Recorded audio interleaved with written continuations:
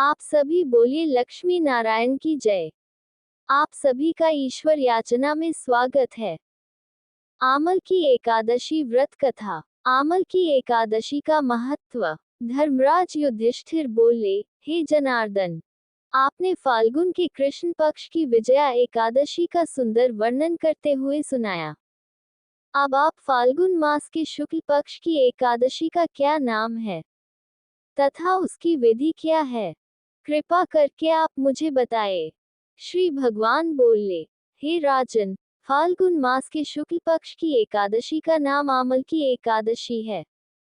इस व्रत के करने से समस्त पाप नष्ट हो जाते हैं तथा इसके प्रभाव से 1000 गोदान का फल प्राप्त होता है। इस व्रत के करने से समस्त पाप नष्ट हो जाते हैं। हे राजन, अब मैं आपको महर्षि वशिष्ठ जी द्वारा राजा मानधाता को सुनाई पौराणिक कथा के बारे में बताता हूँ, आप इसे ध्यानपूर्वक सुने। राजा मानधाता बोले कि हे वशिष्ठ जी, यदि आप मुझ पर कृपा करें तो किसी ऐसे व्रत की कथा कहिए जिससे मेरा कल्याण हो। महर्षि वशिष्ठ बोले कि हे राजन, सब व्रतों से उत्तम और अंत में मोक्ष देने वाले आमल की एकादशी के व्रत का मैं वर्णन करता हूँ। यह एकादशी फाल्गुन माह के शुक्ल पक्ष में होती है। एक वैदिश नाम का नगर था जिसमें ब्राह्मण, क्षत्रिय, वैश्य और शूद्र चारों वर्ण आनंद सहित रहते थे। उस नगर में सदैव वेद ध्वनि गूंजा करती थी तथा पापी, दुराचारी तथा नास्तिक उस नगर में कोई नहीं था। उस नगर में चैतर्थ नाम का चंद्रवंशी राजा राज्य करता था। वह अत्यंत विद्वान तथा धर्मी था। उस नगर में कोई भी व्यक्ति दरिद्र व कंजूस नहीं था। सभी नगरवासी विष्णु भक्त थे और आबाल वृद्ध स्त्री पुरुष एकादशी का व्रत किया करते थे। एक समय फाल्गुन मास के शुक्ल पक्ष की आमल की एकादशी आई। उस दिन राजा, प्रजा तथा बाल वृद्ध सब ने हर्षपूर्वक व्रत किया। राजा अपनी प्रजा के साथ मंदिर में जाकर पूर्ण कुंभ स्थापित करके धूप, दीप, नैवेद्य, पंचरत्न आदि से धात्री आंवले का पूजन करने लगे और इस प्रकार स्तुति करने लगे। हे धात्री, तुम ब्रह्म स्वरूप हो, तुम ब्रह्मा जी द्वारा उत्पन्न हुए हो और समस्त पापों का नाश करने वाले हो, तुमको नमस्कार है। अब तुम मेरा अर्घ्य स्वीकार करो।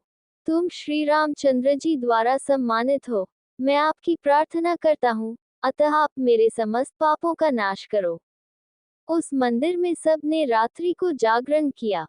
रात के समय वहां एक बहेलिया आया, जो अत्यंत पापी और दुराचारी था। वह अपने कुटुंब का पालन जीव हत्या करके किया करता था।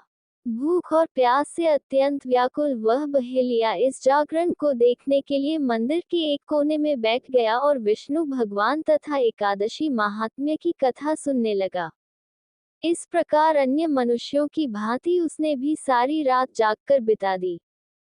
प्रातःकाल होते ही सब लोग अपने घर चले गए तो बहेलिया भी अपने घर चला गया।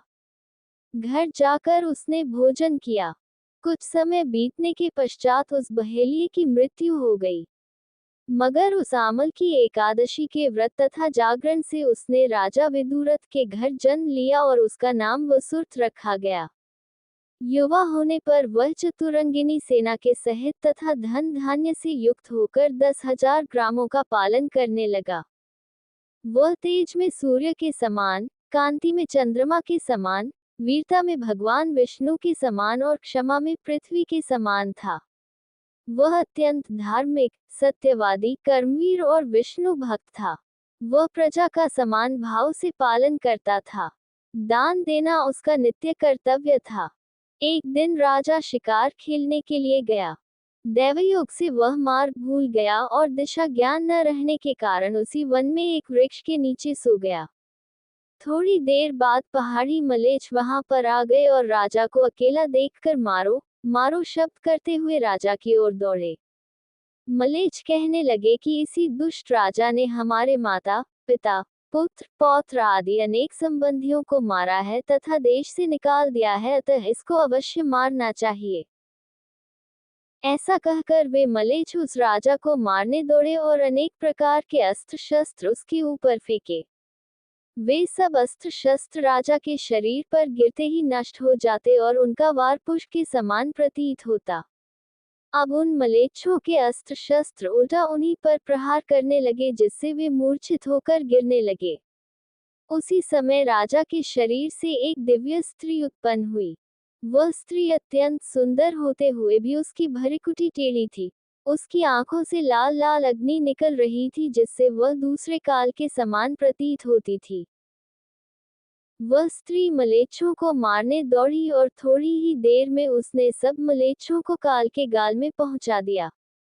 जब राजा सोकर उठा तो उसने मलेच्छों को मरा हुआ देखकर कहा कि इन शत्रुओं को किसने मारा है? इस वन में मेरा कौन हितैषी रहता है?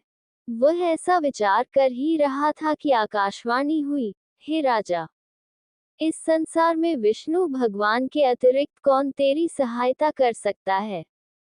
इस आकाशवाणी को सुनकर राजा अपने राज्य में आ गया और सुखपूर्वक राज्य करने लगा। महर्षि वशिष्ठ बोले कि हे राजन, यह आमल की एकादशी के व्रत का प्रभाव था।